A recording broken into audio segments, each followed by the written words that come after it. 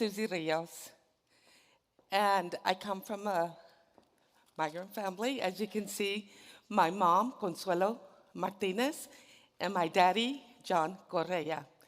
My parents traveled through the whole state of the United States from Texas, Arizona, Idaho, Oregon, and Washington to make enough money to feed us as we were growing up. I am the oldest of four siblings, and that is me when I was a little girl. Family was really important for us in our home. So, as I was the oldest of the family, my parents said, we need to settle in one state. So, Mija, daughter, can go to school. Of all the places that we would migrate, we stayed in Burley, Idaho. Shelley, you forgot to mention Burley. So there we do have people from Burley here. So we actually lived right across the street. Right in front was the railroad tracks.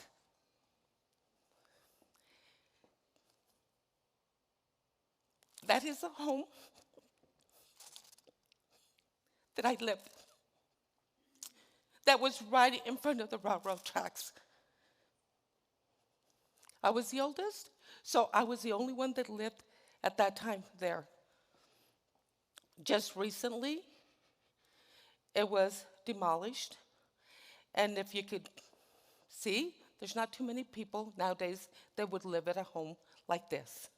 But I have to tell you, as when I was in Burley and I would cross and look at the home, it gave me joy.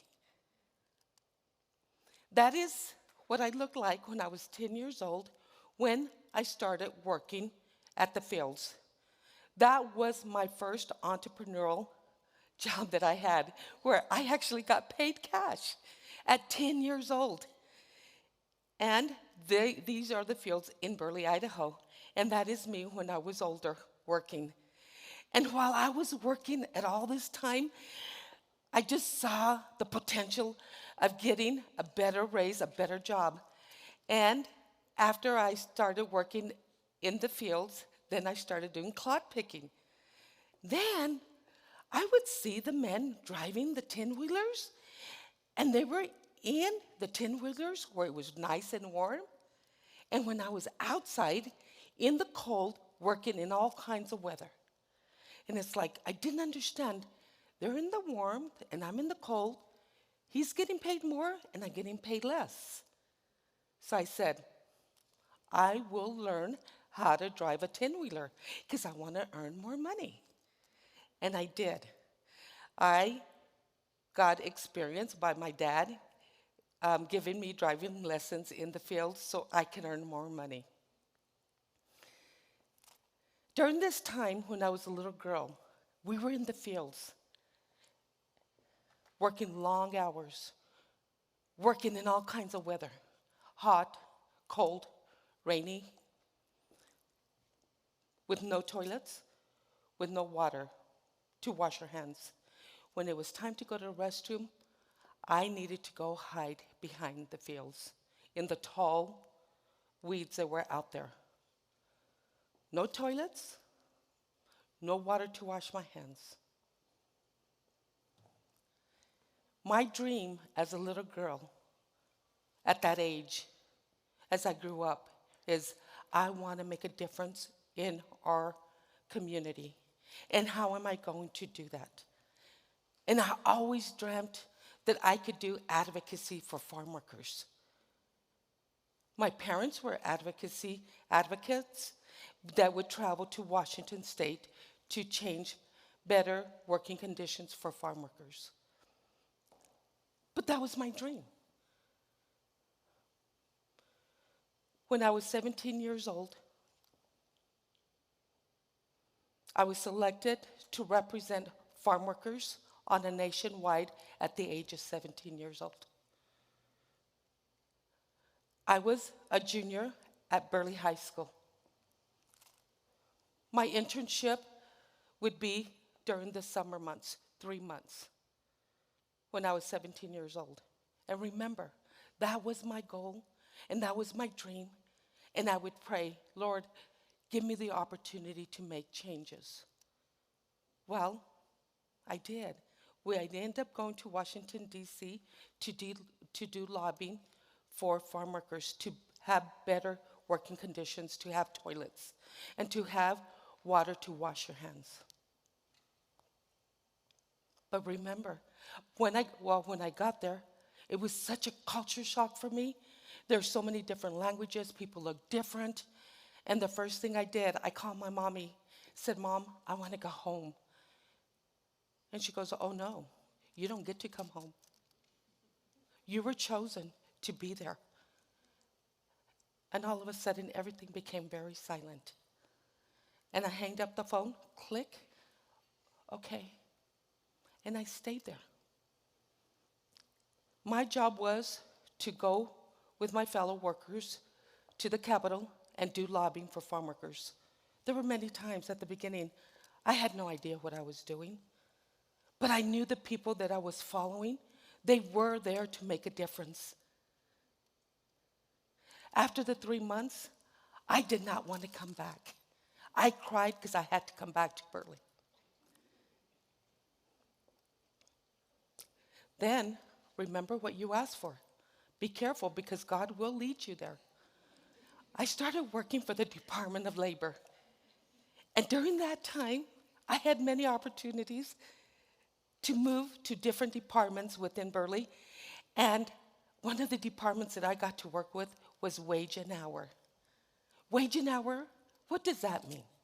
That means when an employer doesn't pay you your wages because a farmer or a company, a contractor didn't pay you. So I took that role. Remember, I asked the Lord for that.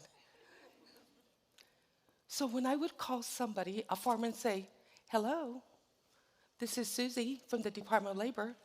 I have so-and-so here, and they're claiming that you owe them an X amount of money, dollars. And the first thing they would say, many things that were really hurtful, but hurtful in a way that it didn't bother me. Because they would say, oh, she or he, they're lazy. They should go back to Mexico. I don't owe them any more money. And during that time when I worked for the Department of Labor, I was called so many names in my life. Every name that you can think of, dirty Mexican, those Mexicans should go back home. And I'm on the phone.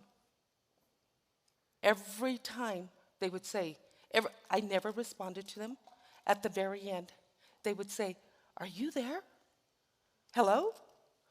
Yes, sir, I'm here, and I'm listening to you.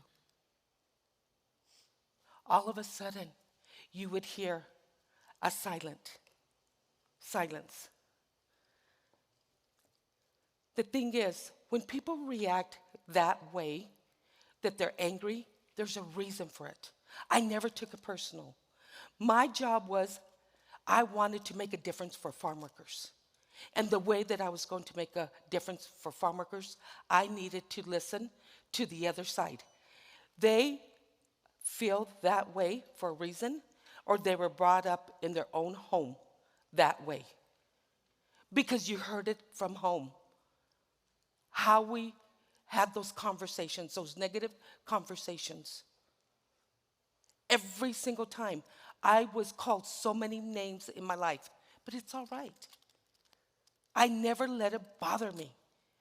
Because again, I wanted to make a change, and in order to make a change, I needed people to listen. I needed to listen to them, and they needed to listen to me. Of all the employers and all the farmers that I worked during those 16 and a half years with the Department of Labor, every single farmer and company became my friend. Why? Because I listened to them.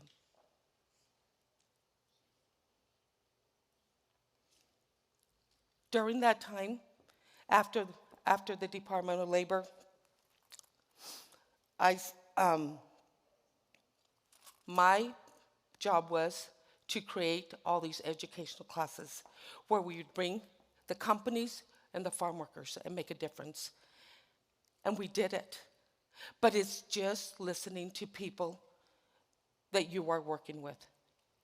What a difference we would make if we hold hands and be very respectful to farm workers.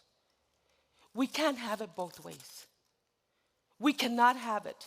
We want food on our table. We want the fruit, the vegetables, the milk, and the steak at our table. But people don't want us here. We cannot have it both ways.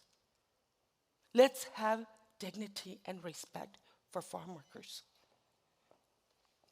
Every farm worker that's in here, not just Latinos. I know that there's white people here that are farm workers, or they were farm workers in the past.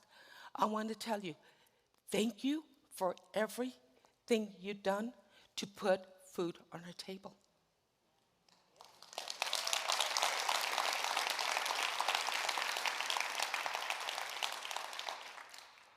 The food that we eat at our home, that I was taught at home, food is very sacred to us.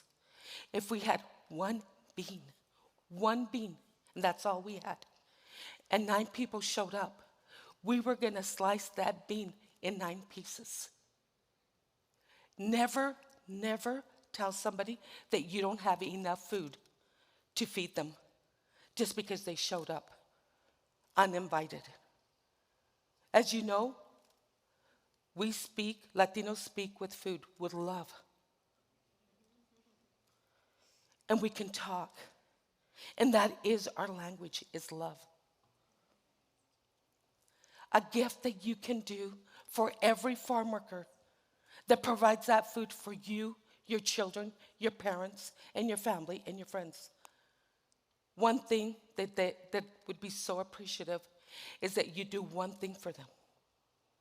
And that would be to do advocacy for farm workers, for better working conditions, and better wages. These are my children. My children also worked in the farm, doing the old-fashioned survey where you would get the strings. We could not afford a drone, and we didn't even know how to use it. But our family business was to bring up the pivots, do the construction, and the wiring. My children, your children, provided food for your family. I want to say that each of my children worked in the fields after school, but now they are professionals, and they are in your space. My son is an electrical engineer. He provides electricity for you. The moment that you start saying negative things about farm workers, remember that we're just not farm workers. We also provide electricity for you. My other daughter, Maritza, works at a college that helps your family or your friends to get prepared for college. Marisela and Micaela work for some amazing nonprofit organizations that have amazing resources for you. I leave you with this. If we would hold hands today and embrace the people that are working hard for us to give us that meal for today. Remember, when you are eating, remember the words that I mentioned. What would we do without the farm workers? Like my friend told me, Susie, all the Mexicans should go back home. And he was my friend. And I said, not a bad idea. Let us all leave from here and let's see what happens. Who's going to provide for you? All the food. So today I leave you with the message. Let's live with love, embrace, and think about the people that are being underserved and not being taken care of. So the next time you see a farm worker, give them a thank you. Y gracias.